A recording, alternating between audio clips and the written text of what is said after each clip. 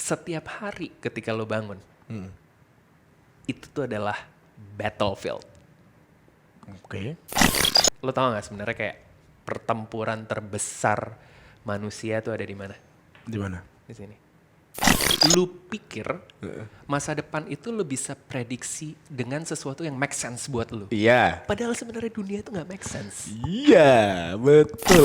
Goal terbesar gue sih adalah di suatu posisi strategis ya. Sebenarnya yang bisa ngebuat public policy. Iya, Ada arah ke sana berarti. Iya dong, iya dong.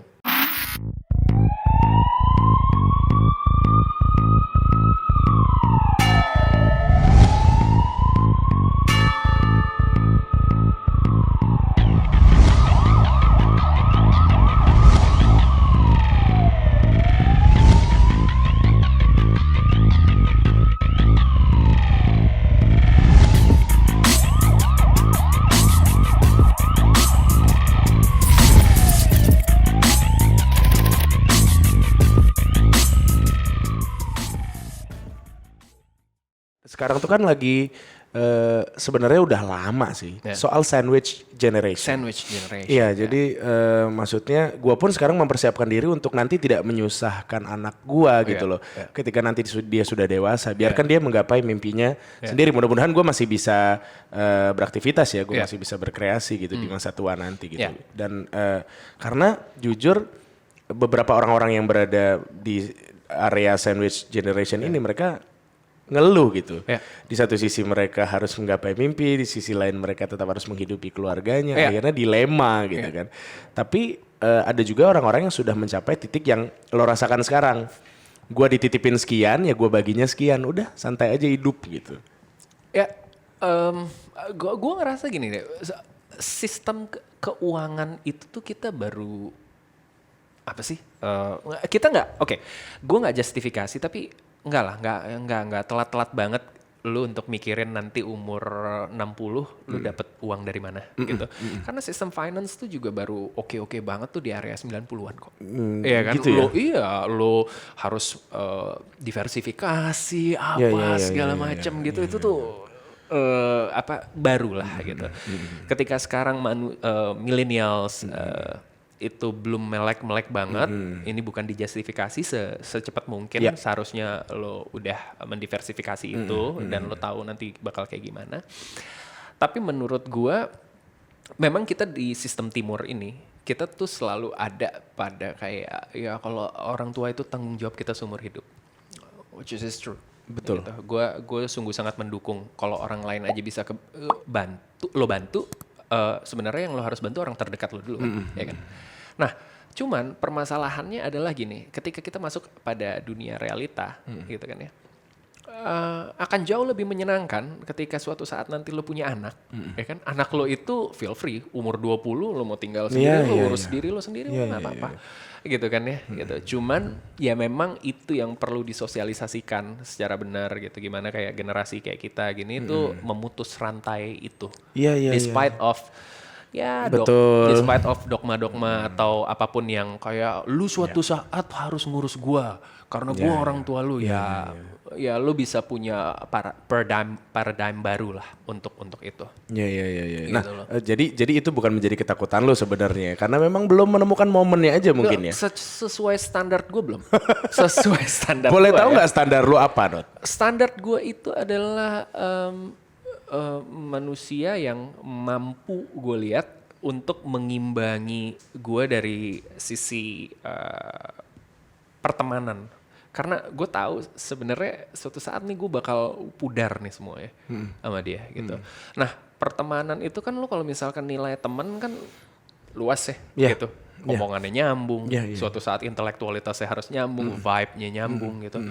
Yang sampai sekarang gue merasa belum ketemu aja. Iya sih. Belum ketemu aja. Iya sih. Gitu loh. Belum ketemu aja. Itu misteri sih sebenarnya. Kalau ngomongin soal gitu tuh. Misteri. Misteri banget sama kayak rezeki gitu segala macam rezeki. Ya gue belum dapat rezekinya. Sesimpel itu. Lu mau maksa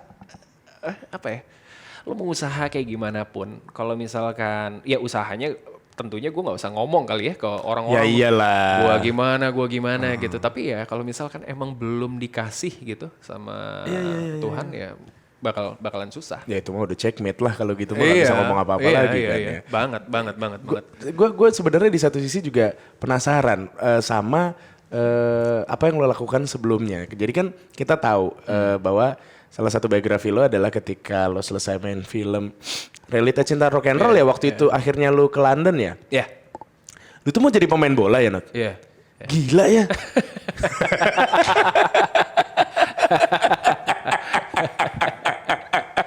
Anjing random banget. Random. Tapi betul. Goalnya betul, aimnya betul gitu loh. Maksud gue Eropa yang lu pilih atau waktu itu London. Ya betul yang lu pilih itu betul. Cuman lu orangnya serandom itu kah?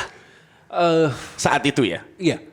Gue rasa waktu lu muda, lu tuh harus ngelakuin hal-hal yang goblok yang terukur. Goblok yang terukur. Gini Leng. Suatu saat lu punya uang nih. Oke. Tapi apinya lu udah gak punya. Ngerti gue. Iya. Paham ya? Paham. Lu bisa. Gue waktu itu cuman ngabisin uang ya berapa lah gitu. Berapa ratus lah gitu. Suatu saat gue bisa balik lagi ke London. Mencoba untuk menjadi pemain bola di umur 26 atau 28. Tapi apinya beda sama umur 18. Lo tahu dong 18 lu lagi haus. Lo haus akan ini, haus akan itu, haus validasi.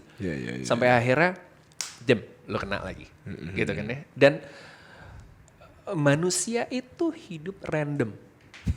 Manusia sampai saat ini, makanya gue selalu bilang sama orang, be kind. Karena lo gak akan pernah tahu. Sebenarnya, gini ya, setiap hari ketika lo bangun, itu tuh adalah battlefield. Oke. Gitu. Oke. Nggak ada orang pintar, nggak ada orang bodoh, nggak ada orang kuat, nggak ada orang lemah. Jadi lu jangan pernah jahat sama orang, gitu. Karena lu nggak akan pernah tahu hari itu apa yang lagi dia hadepin. Dan lu tahu nggak sebenarnya kayak pertempuran terbesar manusia tuh ada di mana? Di mana? Di sini. Iya sih. Di sini. Iya sih. Dan itu terasa banget kalau kita main golf tuh. Aduh. Ya. Iya kan? Dilatih banget tuh. Iya. Iya kan? Gue tuh ngefans banget sama yang namanya Anthony Bourdain. Oke. Dia tuh adalah Kemarin lu posting ya? Anthony, bukan. Itu bukan. Daniel Day-Lewis. Daniel Day-Lewis kemarin. Ya, Daniel Day-Lewis. Anthony Bourdain tuh adalah seorang chef yang gila, gue ngikutin dari SMP. Anjir. Ya kan, dari SMP. Wow, dia tuh represent banget lah. New Yorker, asik. Orangnya detail. Terus seperlunya banget. Jadi dia tuh, kalau gue bilang, gue tua, gue pengen jadi dia deh.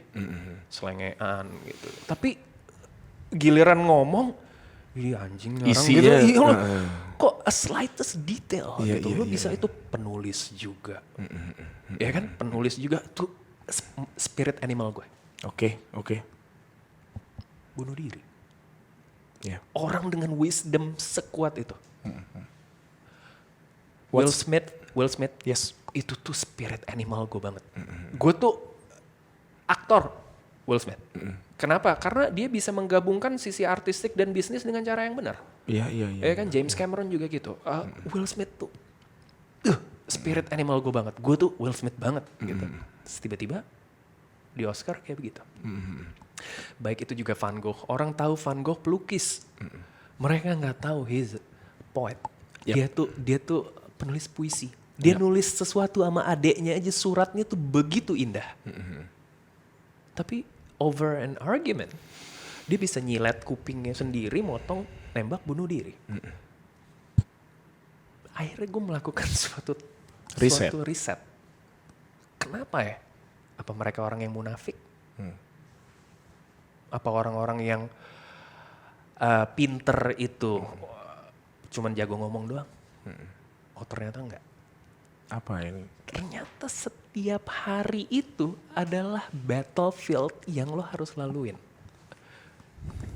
Lo pikir lo pinter? Enggak. Lo harus bertarung lagi besok. Yang ada di sini untuk ngetes kepintaran lo. Mereka gagal di hari itu. Mereka bunuh diri. Orang sepinter itu. Mereka gagal hari itu. Mereka nampar orang. Di depan, apakah Will Smith kepikiran karir yang udah dia bangun waktu dia nampar Chris Tucker? Nggak kepikiran. Iya kan? Jadi lu jangan pernah jahat sama orang. Itu yang ngebuat gue gak mau lagi jadi orang sombong. Emang pernah? Tiap hari gue ngerasa kayak yang gue dengan keakuan gue, dengan kayak ya gue bisa bilang bahwa gue kultural. Ibaratnya gitu, gue tuh kultural. Gue tuh kayak ibaratnya kayak gue bisa orang yang misalkan lo nggak peduli lah, lo punya billions, oke? Lo punya billions. Orang yang punya billions of, kita ngomong dollars ya, udah bukan billions rupiah lagi. Orang yang punya billions of dollars bisa ngobrol sama gue dengan kayak, wow, this guy know a lot. Gitu loh ibaratnya. Ya itu yang gue nggak pernah ngerasa takut. Gue nggak pakai apa karena gue tahu gimana cara flexingnya dari sini gitu loh. Iya kan, flexingnya dari sini. Gitu. Jadi itu yang akhirnya ngebuat gue nggak mau lagi ada di area lo pikir lo pinter, ya lo bertarung aja besok, gitu. Apakah lo survive di hari esok, gitu. Jadi lu jangan sombong, karena lu belum tentu survive besok. Makanya gue bilang nggak ada orang pintar, nggak ada orang bodoh, nggak ada orang yang kuat, nggak ada orang lemah. Orang yang kuat hari ini lo lihat, oh gila strong banget nih orang, tiba-tiba lo nggak tahu besok dia bisa survive apa enggak pertarungan yang ada di sini. Iya. Loh, berarti sebenarnya ya simpelnya adalah lu jangan berekspektasi dong. Iya. Happiness itu adalah result tanpa ekspektasi. Iya sih. Cuman happiness itu kan menurut gua it's like a gift kan. Nah di luar itu juga ada sadness, ada worry, ada anger. Jadi itu bisa muncul suatu waktu dong, dan itu adalah anugerah. I mean how to control that gitu.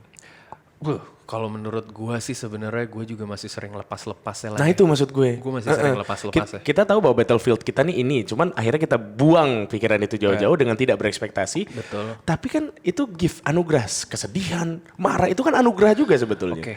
Kalau gue sih cuman memaknainya gini gitu. Gue nggak pernah ngerasa ada bad day.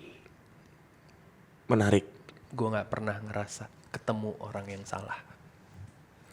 Oke, jadi everything happen for a reason. Itu yang lo lakukan. Itu adalah hari yang tepat buat lo. Dan dia adalah orang yang tepat buat lo untuk hari itu. Gak ada salah nih gue pacaran sama dia, salah nih gue ketemu sama dia, gak ada. Itu adalah orang yang tepat buat lo di hari itu. Berat itu, Not. Kalau ngomongnya sih enak tuh. Berat, tapi itu adalah hal yang harus lo terima. Kayak gue dikasih tahu nih, anjing ini salah nih, bola gue nih gak cocok nih pakai ini nih. Terus dulu. Ganti Bridgestone, ganti Tiger Woods, ganti Pro V1X, ganti. Deh, gak cocok nih bola gue nih anjing. Aduh. Sampai akhirnya. Bola tuh gak pernah bohong. Iya. Bola tuh gak pernah bohong. Iya. Cara mukul lo ya kan. Bola tuh gak pernah bohong. Iya. Bola itu adalah ini buat yang gak ngerti, buat yang awam akan golf ya. Jadi bola itu adalah hal yang paling jujur. Mau lo bilang lo udah pernah kayak gue detek. Iya, ngerti. Enggak bos. Lo udah ngelakuin segala fundamental yang lo tahu, yang dikasih tahu sama pelatih lo. Iya. Enggak, no. Ketika lo hate-nya nggak bener. Iya. Ya nggak benar. Lo bisa aja lah. Lo follow through terhadap seluruh Bible, terhadap seluruh quotes, terhadap seluruh apapun yang lo punya. Lucunya gini, manusia itu dengan segala informasi yang dia tahu dalam hidupnya dia tentang masa lalu, lu pikir masa depan itu lu bisa prediksi dengan sesuatu yang make sense buat lu. Iya. Padahal sebenarnya dunia itu nggak make sense. Iya, betul. Anjing indah sekali itu barusannya. Dunia itu nggak make sense, bro. Sama kayak yang, oke, katanya Rio harus begini, sampai ke atas. Oke, ada benar. Pre-shot, cakep pre-shot ini. Iya. Pas diulang, iya kan? Iya. kan? Sama kayak orang yang Seems not fair ya, Iya, seems anjing not ya. fair. Iya kan? Iya. kan ada orang yang kayak bolanya kayak yang anjing gak terbang, lu hole in one. Lu udah Iya. puluhan tahun main, lu belum Iya, pernah hole in one. Dunia tuh gak berjalan make sense. Iya kan? Iya, Nah, benar-benar. kita itu ketika dengan referensi yang kita punya terhadap masa lalu, kita berharap dunia tuh make sense in our way. Iya, betul. With our unique experience. Nah, itulah awal mula dari banyak keputusan besar yang salah terjadi karena lu tuh selalu ngambil dari hal-hal yang menurut lo make sense. Kita rawat bibit-bibit itu soalnya. Itu dia. Iya. Padahal dunia tuh nggak berputar di sekeliling kita kan. Enggak. Apalagi untuk lo bisa terbawa di area yang gimana caranya lo bisa jadi open minded gitu segala macam. Itu susah banget. Gini lah, lo Leo, gue Libra. Oke, kita kita keras. Iya. Gitu akan sesuatu. Untuk orang-orang kayak kita tuh butuh, itu ngikisnya tuh susah banget gitu. Iya. Tapi itulah yang harusnya lo lakuin untuk ngebentuk karakter lo. Gitu loh. Itulah yang harus lo lakuin buat ngebentuk karakter. Gue jadi kepikiran gini Nat, sebenarnya dengan knowledge yang lu miliki, bukan tidak mungkin one day lu akan jadi semacam motivator lo. Oh enggak. Iya. Lu udah kepikiran? Enggak. Yang kita lakuin sekarang ini. Iya, kita motivate people memang kan. Cuman Sama I mean mungkin lu akan ada di salah satu seminar untuk ngasih tahu hal-hal yang mungkin selama ini bersinggungan tapi orang nggak sadar. Iya. Ya kan kayak yang lu jelasin kan bersinggungan sama gua. Tapi gua nggak sadar sebelum lu bilang gitu loh. Lucunya gini, sebenarnya menurut gue, ketika kan gini kan, orang itu sering banget nge-repost gue, nge-FYP gue. Iya. kan, komen ini segala macam, ini viral itu. Ketika lu nge-repost gue, lu nggak nge-repost gue, lu nge-repost diri lu sendiri. Gue ini tuh cuman toa terhadap sesuatu yang sebenarnya ada di sini loh, tapi lu nggak mampu untuk menjelaskan secara terstruktur, gitu loh. Nah jadi menurut gue tuh sebenarnya semakin lu sering latih diri lo untuk bisa nulis, untuk bisa ngomong, untuk bisa berpikir, you are deadly menurut gue. Iya. Gitu. Dan untuk jadi seorang motivator atau enggak, gue rasa lu motivate diri lu setiap hari gak sih? Gitu. Lu motivate diri lu setiap hari gak sih? Dan goal terbesar gue sih adalah di suatu posisi strategis ya, sebenarnya yang bisa ngebuat public policy, yang akhirnya ini nggak cuma jadi pembicaraan podcast doang, gitu. Soalnya percuma. Kita ngomong kayak gini, kita tahu ini sistemik, ya kan? Kita tahu ini terstruktur. Kalau kita nggak bisa ngebuat suatu public policy yang akhirnya bisa, kita tahu nih salahnya di mana, kita ubah ininya, gitu. Walaupun sebenarnya itu bakal jadi suatu perjalanan yang panjang banget, gitu loh, untuk gue ada di situ. Biarkanlah ini menjadi naifnya gue sekarang. Tiba-tiba pada saat gue nanti jatuh ke situ, ya Allah udah borok banget ini ternyata. Udah susah. Iya sebenarnya rahasia umum juga kan. Iya. Ada arah ke sana berarti. Iya dong. Tapi nanti kalau gue udah cukup dulu Lang. Kalau gue ngerasa gue udah cukupnya gue itu adalah kesiapan gue untuk siap dimatikan. Dimatikan tuh luas ya. Dimiskinkan, beneran dimatiin mati, beneran dimusuhin, beneran di framing, gitu segala macam. Gitu. Sebenarnya kalau gue pikir ya, ini kita diskusi sih. Kalau gue pikir sih, ketika lo sudah berada di bawah satu bendera, ya lo akan menjadi pion di situ mau nggak mau kan. I mean segala bentuk idealisme yang selama ini lo miliki bisa saja berubah 180 derajat. Makanya. Are you ready for that? Nah gitu. Makanya paling enak jangan di bawah bendera. Lo harus di knowledge banget, kan ada nih. Beberapa menteri ya, yang lo nggak dibawa bendera apapun, karena lo emang punya orang acknowledge lo dengan pencapaian yang segitunya, gitu, yang akhirnya kayak yang ya udah gitu, lo bisa diangkat, lo bisa bypass sistem itu, gitu. Nah, gue ngerasa gue harus bisa membuktikan diri gue untuk bisa ada di area itu dulu, sampai akhirnya memang expertise gue bisa digunakan ke arah sana, dan gue memasuki pos itu memang organik, gitu loh. Memang itu adalah kompetensi lo. Karena menurut gue salahnya sekarang gini Lang, di dunia politik di Indonesia itu, kalau lo mau ada di area jabatan publik ya, itu lo harus punya kecerdasan tuh dari 3 area gitu ya. Menurut gue dari intelektualitas lo bener, dari retorika lu bener, gitu, gimana cara lu menyampaikannya dengan baik ke masyarakat dengan bahasa yang gampang dimengerti. Yang ketiga itu kompetensi lu juga ada. Nah, salahnya kebanyakan orang-orang yang berada pada posisi-posisi publik, pada jabatan strategik itu hanya sebagai simbol.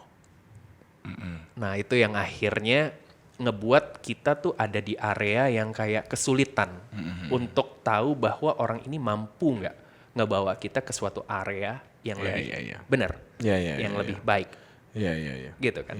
Nah, satu aja belum tentu kompeten, ya kan? Satu intelijensia aja, oke, intelek, tapi dia kompeten nggak? Gitu ya. Kompeten aja, tapi misalkan nggak intelek, agak-agak susah, nanti ada banyak yang nyerang gitu segala macam.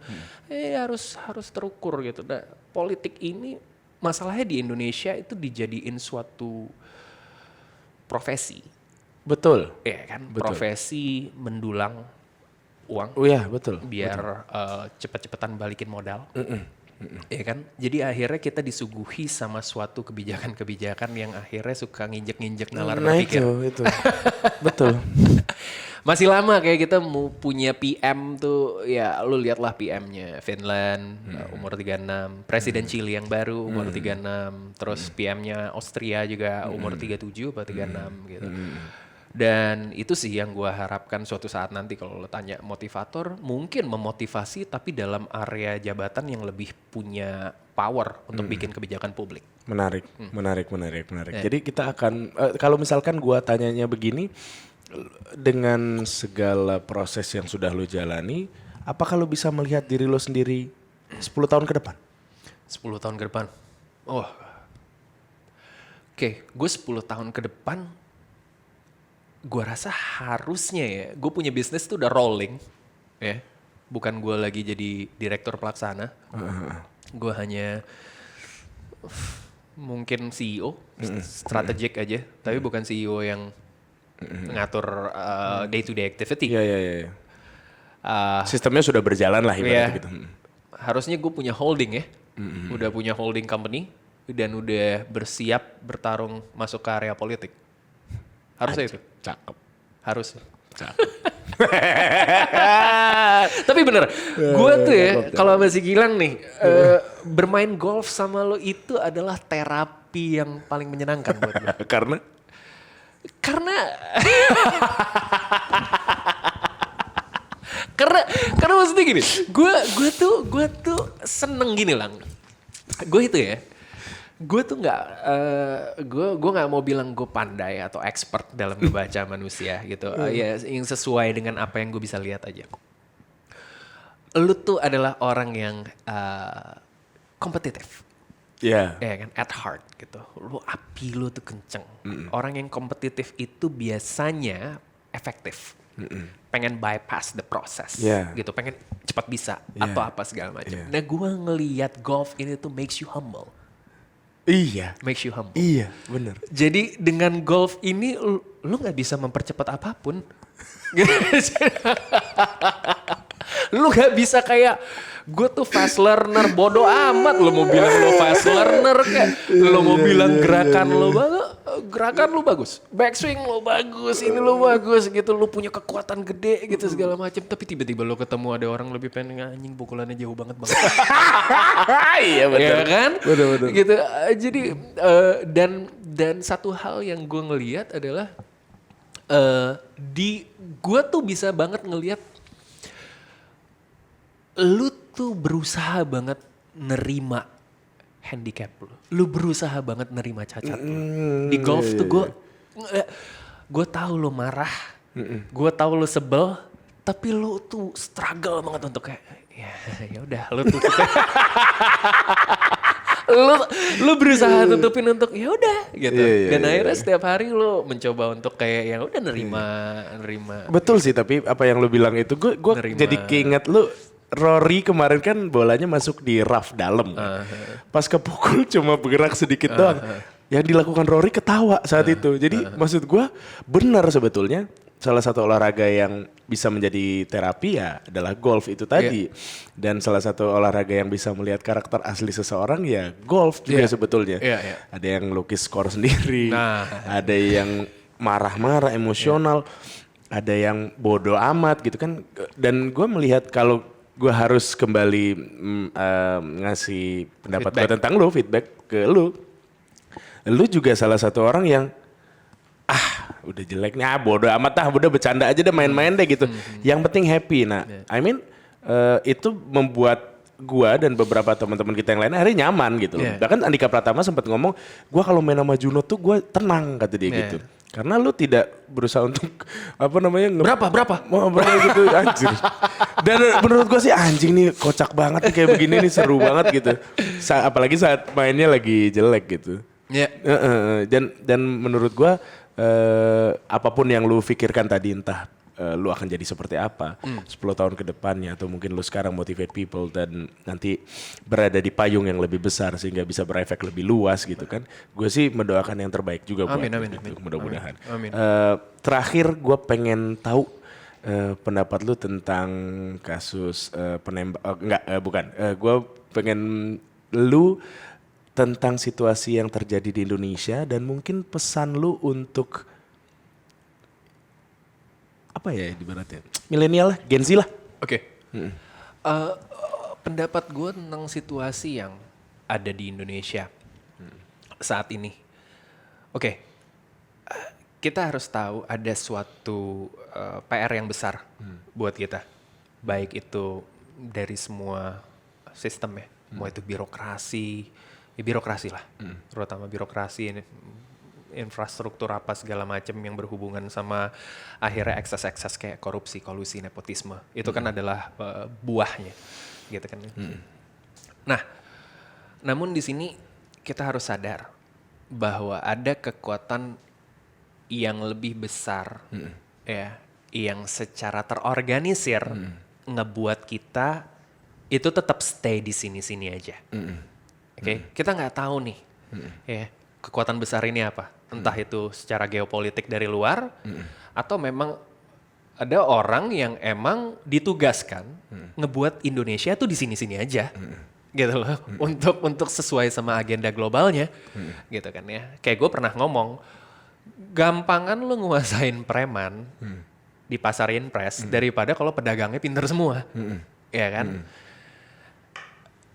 Kita punya potensi untuk ada di area yang kayak kita nggak kekurangan lah untuk bertarung secara ide, ya, baik itu secara kreatifnya di entertainment, di teknologi, lu toel itu bermunculan tuh semua, ya kan? Kita harusnya mampu untuk ngelihat ini dari segala macam sisi, misalkan nggak hanya dari sisi individu aja. Menurut gue ini adalah waktu di mana kita harus bertarung bukan lagi lu atau gue, tapi bertarung as a nation, as a Indonesia, gitu. Nah kalau lu sama gue satu-satu udah nggak peduli akan kayak oh iya nih pemerintahnya begini, ininya begini, kasian anak kita yang 40-50 tahun lagi. Lo bayangkan mereka yang akan mimpin bangsa ini. Suatu saat lo masih pengen ngelihat keranji nggak? Suatu saat lo masih pengen ngelihat ada nama Indonesia nggak? Soalnya takutnya kalau kita semua menyerah akan apa yang ada di situasi politik sekarang, mungkin suatu saat nanti udah nggak ada lagi tuh Indonesia, ya kan? Karena kita nggak gagal untuk mempersiapkan bibit-bibit ini. Gitu. Oke lah, kita dapat yang ampasnya semua nih. Jangan sampai 40 tahun, 50 tahun anak-anak kita lagi dapat ampasnya lagi. Iya. Gitu. Jadi pesan gue sebenarnya cuma satu. Kita ada di tahap dimana segala sesuatunya tuh emang nginjek-nginjek nalar berpikir, nggak make sense gitu. Tapi kita bisa punya suatu impact gitu. Untuk lu nggak nyerah aja sama keadaan, nggak nyerah itu luas. Jadi intinya jangan pernah lelah untuk mencintai Indonesia gitu ya. Jangan pernah lelah untuk terus fight terhadap apa yang lo tahu itu benar. Udah itu aja. Iya, Gitu. iya. Dan jadinya kita punya inspirasi buat anak-anak itu. Ya kayak misalkan ya kayak kita pernah ngomong aja gitu ya. Pada akhirnya kita nyerah. Maksudnya bukan nyerah. Pada akhirnya kita kalah sama yang viral-viral. Iya gitu. Tapi kalau lu jatuhnya untuk ngedowngrade apa yang lu pikir lu bukan jadi lu, itu juga nggak jadi jawaban menurut gue. Iya. Ya kan? Iya, betul. Iya kan? Fight aja terus. Betul, Fight betul, aja betul. terus. Betul. Supaya Illuminati tidak bisa. Gue terlalu luas, kita perlu podcast yang itu kalau untuk ngebahas masalah itu. Terlalu luas rabbit. Soalnya gue suka banget tuh kayak gitu. Gue tuh orangnya suka banget. Karena itulah wealth yang gue punya. Karena gue udah menentukan currency gue. Jadi currency gue itu adalah knowledge lang. Jadi Iya gue sih. seneng saat orang yang jatohnya, lu bisa punya uang 100 billion dollars. Oke? Tapi kok lo tasteless? Anjing. Ya. Ibaratnya gitu. Kok lo iya, tasteless? iya. Kok lo gak punya knowledge? Iya. Gitu loh. Sampai akhirnya menurut gue, currency gue udah tentukan which is informasi, knowledge gitu. ya, segala your macam. brain lah. Iyalah Pokoknya. gitu loh. Itu currency gue gitu. Ini mudah-mudahan bisa dicontoh sih. Ngomong-ngomong soal Illuminati, Freemason dan lain-lain, gue juga cukup tertarik untuk membahas soal itu. Tapi ini akan sangat panjang Wah, sekali.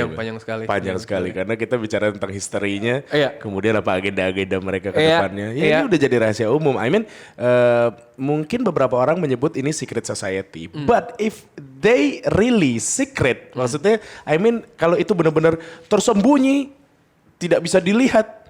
Kenapa kita bisa tahu? Gitu. Iya. Dan ini menjadi salah satu agenda, tapi udahlah itu jauh sekali sih. Iya. Rasanya sih emang benar. Gua nanti makin stres yang komen. Betul banget. Pada intinya gue ngucapin terima kasih banget buat lu Junot. Yes, thank Quote-nya you. bisa gue ambil di sana bahwa untuk siapapun, bukan cuma untuk Gen Z, untuk yang nonton ini, gue selalu bilang ke teman-teman gue yang udah pernah datang ke sini, termasuk salah satunya Andika Pratama. Gue bilang dia waktu itu sempat khawatir. Nanti kalau misalkan podcast kita nggak banyak yang nonton gimana lang? Gue tidak membawa dampak baik dong ke lu gitu Yeah. kan. Gue bilang bahwa ruang interogasi gue ini seperti baby gue. Gue cinta, gue tidak mengharapkan apapun ya. Ketika banyak itu bonus buat gue. Yeah. Tapi ketika enggak masalah karena gue seneng ngobrol Yeah. orangnya gitu. Yeah. Sebab ini yang bisa gue lakukan di luar aktivitas gue di televisi. Bisa dikatakan di televisi mungkin gue menjadi dalam tanda kutip badut. Yeah. Gitu. Sementara di sini gue menjadi diri gue yang lain kan. Yeah. Nah jadi gue sangat mengapresiasi value yang bisa gue terima dan mudah-mudahan value ini juga bisa ditularkan ke yang lagi nonton sekarang. Salut. Terima kasih. Salut. Terima kasih banyak. Salut. Jadi kapan kita?